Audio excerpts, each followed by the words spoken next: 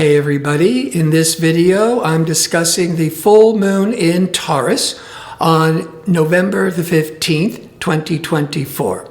This full moon is going to be quite intense and dramatic, releasing a lot of repressed energies. Why?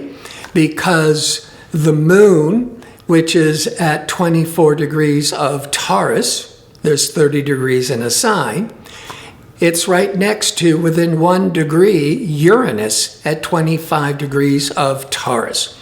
So the full moon is revealing in rebellious, shocking, unexpected ways Uranus.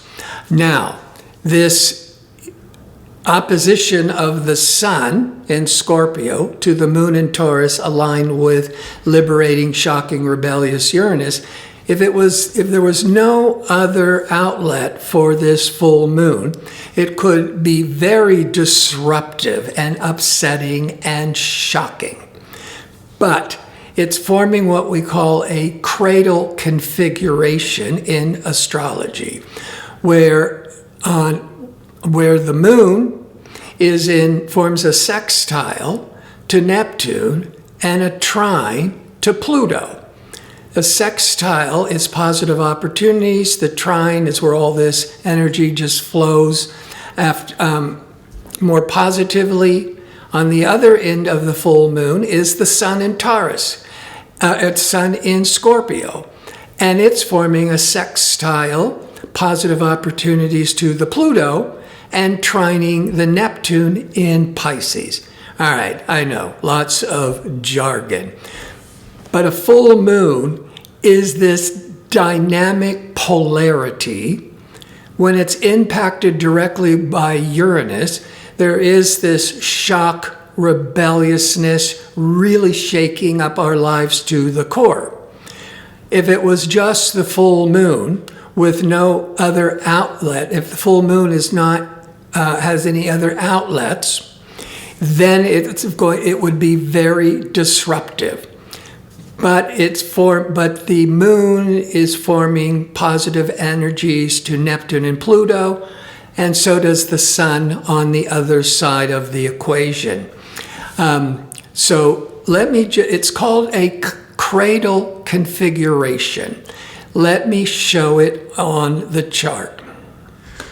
You will see on the left-hand side, the moon Uranus, I put brackets with red on it, and then exact opposite, that confrontation, rebellious energy because of the Uranus and the confrontation with the opposition to the sun. And so these are some very intense, strong oppositions. But if we go back to the moon, now it's sitting on Uranus, very liberating Uranus, but it's forming a sextile, positive opportunities to Neptune, and a trine, the best flow of energy, to transformational Pluto. On the other side of the opposition of moon on one side and the sun on the other is the sun's at 24 Scorpio. It's trining the best flow of energy to Neptune at 27 Pisces, and a sextile, positive opportunities, to transformational Pluto at 29 Capricorn. The conjunction with Uranus of the full moon is a wake-up call for releasing outdated patterns, particularly those related to material security, self-worth, or physical comfort. Taurus energy prefers stability, but Uranus urges us to embrace the unexpected. This aspect can bring sudden insights, surprises, or even a sense of rebellion against the norms you've been upholding. It invites change in areas that you may have been overly resistant. So this is a very significant full moon for, if you embrace it, if you don't run away from it, there could be, maybe you're able to break limiting habits. But for the world consciousness, it is bringing up this tremendous positive energy to release, to let go. Now, let me just jump to, I'm going to go into the Neptune and the Pluto. But Mercury on that day is in optimistic, outgoing Sagittarius. Mercury is the messenger god in mythology. Mercury is planning, talking, learning. There's the Mercury in optimistic, outgoing Sagittarius. The Mercury is in opposition to expansive Jupiter. In fact, Jupiter is the ruling planet for Sagittarius. So Jupiter is like Sagittarius. It's adventurous, it's outgoing, it's optimistic. So having that Mercury interacting with Jupiter, it's really awakening a lot of hopefulness, idealism, optimism. You need to stay grounded, which the moon in Taurus is an earth sign, is going to really help keep us all more grounded, because the downside of Mercury-Jupiter could be too much of a good thing. So it could indicate overinflated, that's the Jupiter, expectations, that's the Mercury. You could be making these grand plans that you would then have to cut back, and that could be the overinflated expectations. But this Mercury-Jupiter is certainly, with this dramatic full moon, is going to be bringing a lot of hopefulness for those several days when we're seeing these insights, these new beginnings. And the Mercury-Jupiter is bringing the optimism. Now, the moon to Uranus can be this shocking, rebellious, liberating energies, but it's trining the best flow of energy to Pluto, because Pluto is at the very end of Capricorn, an earth sign. The moon, Uranus, is in Taurus, an earth sign. Earth signs are compatible with each other. So all that dramatic change of the full moon with Uranus, it gets funneled through constructively with transformational Pluto. And the moon in Taurus is forming the second best flow of energy, called the sextile.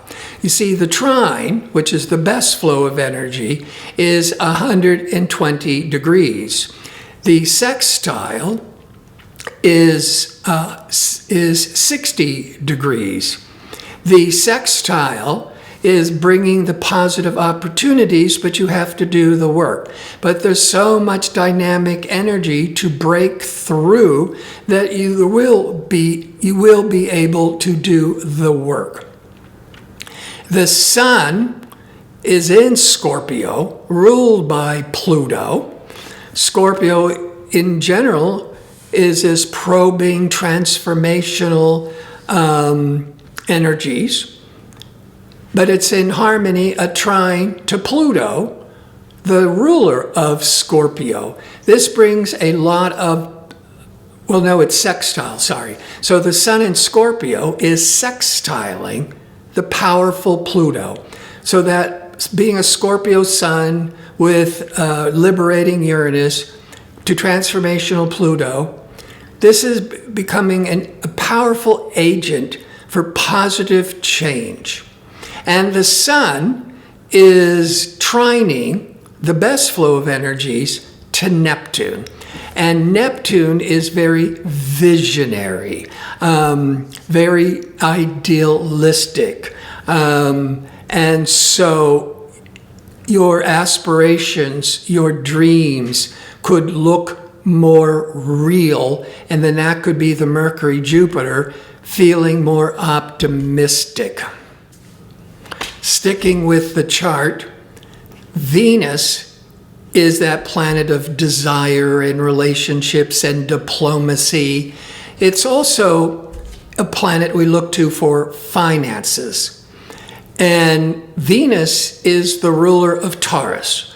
So because this is a powerful full moon in Taurus, that Venus starts to be more energized. And the Venus is in Capricorn, ruled by pragmatic Saturn, stabilizing Saturn. And the moon in Capricorn is forming a sextile, positive opportunities, to Saturn. Venus is in Capricorn. Capricorn's ruled by Saturn. Saturn is in harmony with Venus. So this is also very favorable for economics around the world. So there could be this sudden, shocking release of energies. One example, if the stock market should all of a sudden, jump 1,000 points because of all the big radical changes and excitement and that optimism of Mercury, Jupiter. So going into more detail, this full moon in Taurus, trining the Pluto in Capricorn, deepens the transformational energy, providing a more structured path for change. Pluto supports the desire to dive into deeper truths, even if it requires dismantling parts of your current reality, because Pluto is endings and new beginnings. This trine from the full moon to Pluto helps us connect with our inner strength, giving courage to rebuild with a new sense of purpose. Emotional or psychological breakthroughs could occur. But the full moon is also sextiling, as I said, the second best flow of energies, often around positive opportunities. So the full moon sextiling Neptune adds a softer, intuitive layer, balancing the intensity with compassion, creativity, and sensitivity. This aspect enhances the imagination, making it easier to tune into your dreams and your ideals without losing touch with reality. It's a time when you can begin to align your goals with a deeper sense of purpose, finding ways to bring more inspiration into your material pursuits. In summary, the full moon offers a rare opportunity to balance radical transformation with grounded intentions. It nudges us towards personal growth that is both spiritual, that's the Neptune, practical, that's the Taurus and the Pluto in Capricorn, urging you to step into your truth and to let go of what no longer serves you.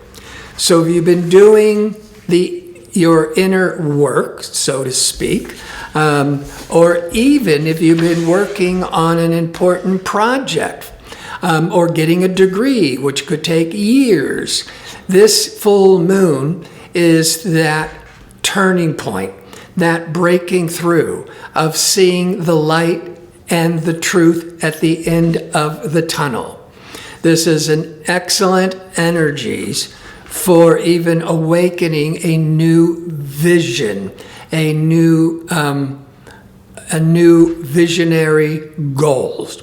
So this is a very exciting time for you who have not been resistant and have been really working on external projects or your own inner growth. This full moon is helping to push us into more awareness, enlightenment, and confidence. I want to thank you for watching. If you like information on how to book an astrology reading or to check out my 2-question offer, visit my website at gardino.go. That's .co. Until next time, be safe and well.